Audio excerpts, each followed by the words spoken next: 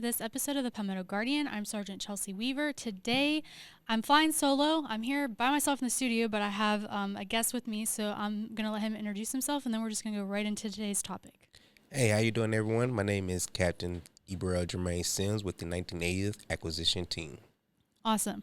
So let's just start with, what is the 19th 80th Acquisition Team? I've never even heard of that unit. Right, yeah, so depending on where we're located, but for the South Carolina National Guard, we are special staff or joint staff for the TAG, the 1980th Acquisition Team.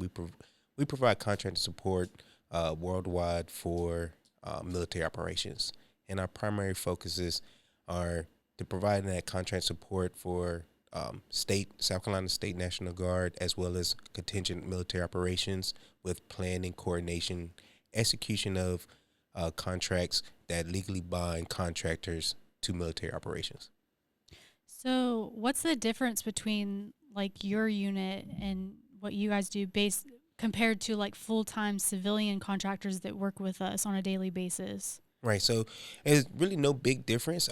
They do it on a full-time basis for day-to-day operations, where we do it mainly for military operations and contingent operations, like Boss-I, Log Cap, big contracts that the military focuses on. Okay.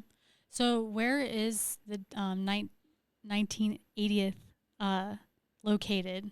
Yep. So for the South Carolina National Guard, we are located with the Joint Force headquarters right here off Bluff Road Armory.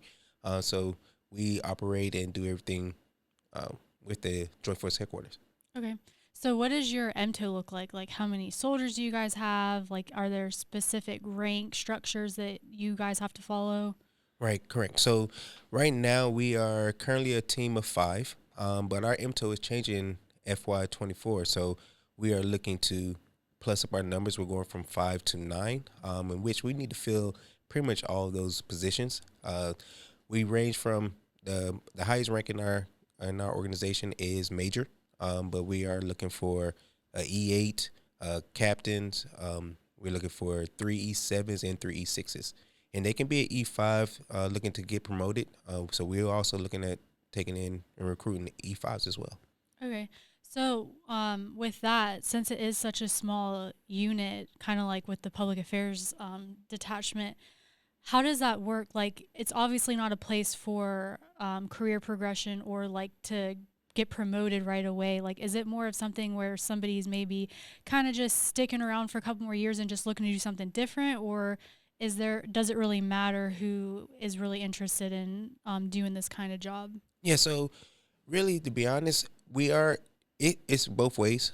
So we can, if there's somebody who's looking to do a reclassification in their MOS, we can actually take on anybody. It can help them with their career as well. There are a lot of opportunities, Title 10, Title 32 opportunities for contracting specialists within the military. So it's definitely a place where people can come to and grow, still look to get promoted and grow, depending on where they are in their career. Okay. So, but it's typically not something that somebody would enlist in the Guard to do. Right, absolutely. Yeah, and it's really because how our rank structure is. We started off recruiting for E5s, and don't come into the military as an E5, right? So it's definitely something that you have to get approved to come into the workforce or to the Corps, and go through NGB to get authorization that you meet the requirements to be a contractor.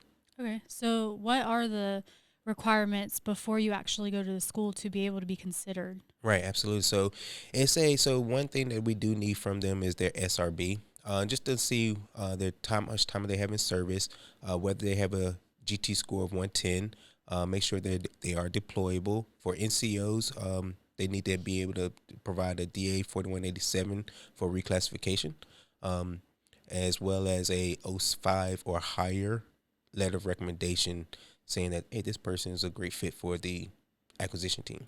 Okay.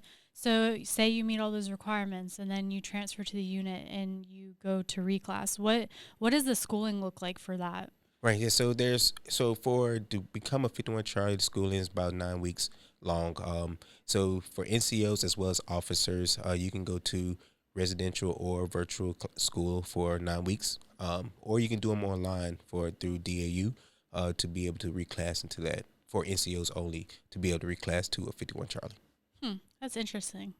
Yeah. You know how easy it would be to reclass if you could just take some courses and then just be done. Right, absolutely. Yeah, but see, that's the thing about contract. It's a very complex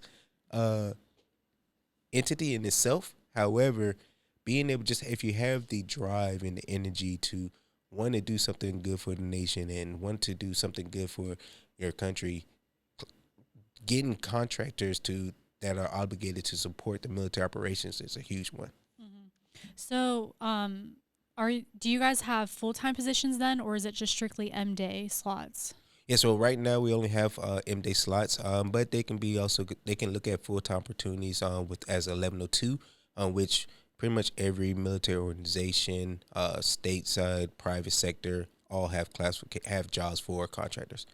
Okay. So, what does a typical drill weekend look like then? Like, what is something that you guys do during drill, or do you guys work outside of drill? Like, how does all of that work? Right. So our drill structure is pretty much not the same as regular schedules, right? So we do a lot of our planning of our own drill schedule based on what's going on with where we are with our metal tasks and just making sure that we meet the needs of our staff and our personnel to make sure they got all their CLPs to be able to do the job of 51 Charlie. Outside of that, we do coordinate with Joint Force Headquarters with their drill schedule and make sure that they have that we get all of our basic requirements for the military. Okay. So I know the very first question, or one of them, was about like the difference between you guys and the civilian contractors. So I'm assuming that this kind of training and experience can translate very well into the civilian side of the workforce. Okay. Absolutely. Yes, that's one good thing about military contracting. So one thing is you learn from the military side of how to do contracting, how we put bids out there and put information out there for contractors to bid on. But also on the other side, the flip side of that, once you understand one side, it's much easier to transition to the civilian sector to be able to know exactly what the military is looking for when they're putting out their contracts.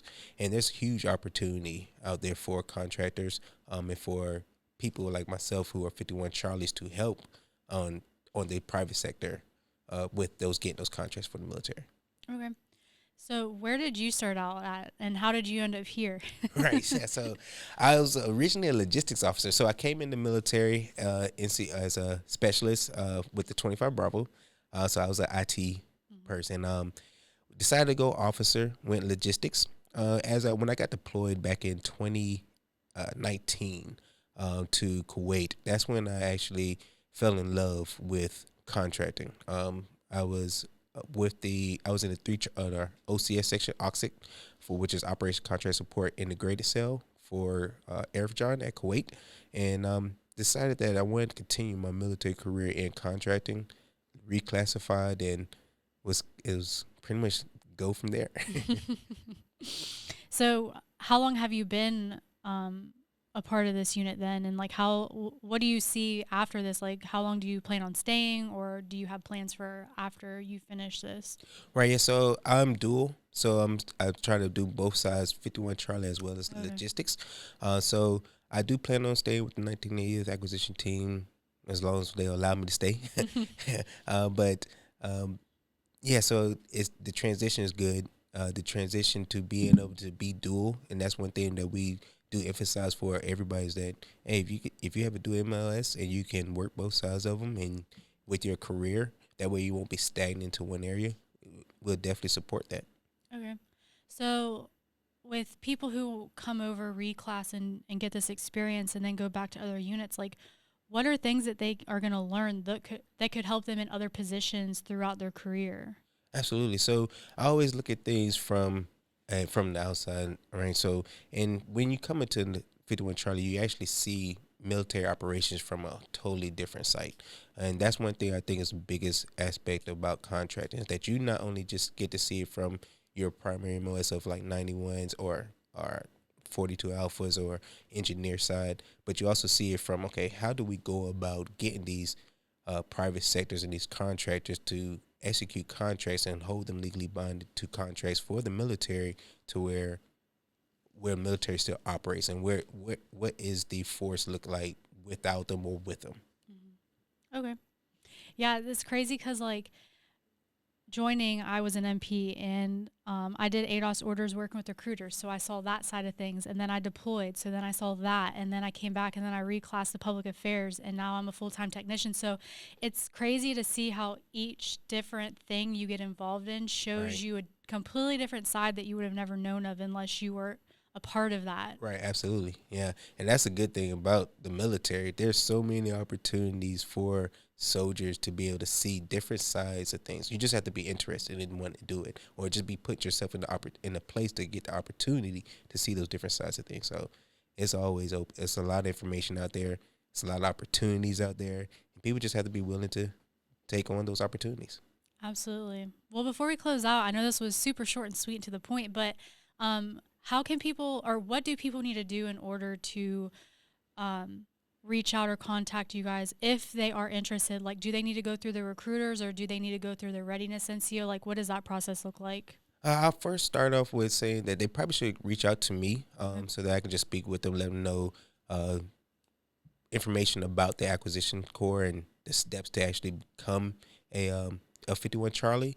And they can reach out to me at ebrel.j.sims.mil@army.mil. And that way I can just give them information about the corps and what's to be expected of them and for them to expect from us, then helping them transition.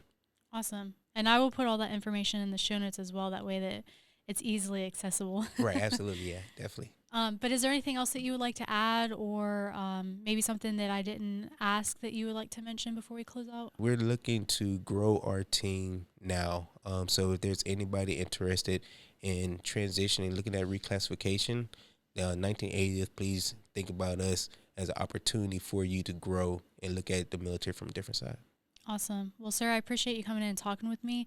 And for those who are listening and watching, if you're interested, definitely reach out because, like I said, you're not going to find out about these things until you overhear something or you might see a podcast or a video. Like, I never heard of you guys until First Sergeant Moore came and talked to me about it. So Right. I'm glad that we had you on, and hopefully we can push some more information out to the soldiers across the state so that we can get the unit filled and get people trained up and be able to do the job. Absolutely. Thank you for having me. Awesome. Thank you. Well, if you guys like this video, make sure you give it a big thumbs up. If you haven't subscribed to our channel, make sure you hit the subscribe button, and we will catch you guys in the next episode.